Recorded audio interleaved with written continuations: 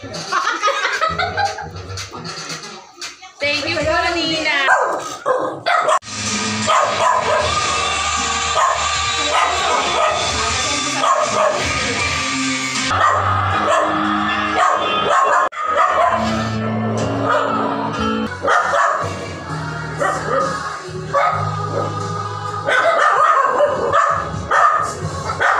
Ano sa ulo?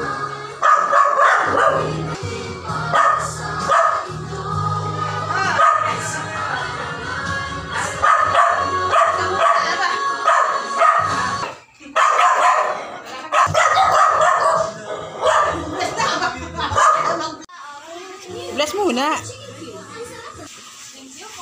Ah. Oh. Oh, siya lakad na.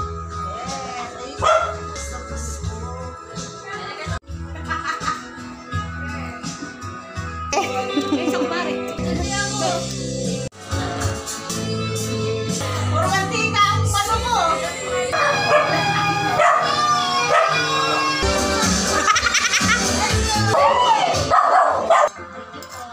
Kukulong muna ka tayo, kukulong.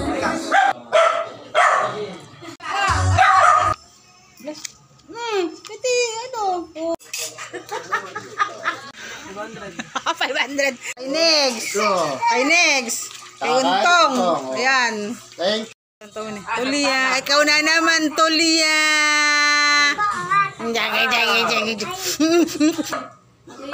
Sige.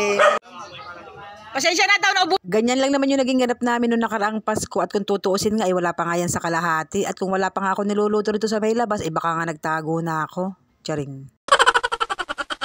At doon sa mga hindi namin napaskuhan at nagbabalak ng pumunta ng New Year ay naku, naubusan na ho kayo.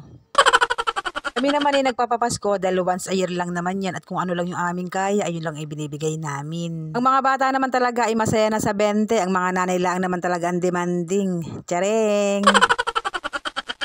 Naglalaan naman talaga kami ng mga papasko sa aming mga inaanak kahit maliit lang at ang mahalaga nga ay hindi kami nagtatago.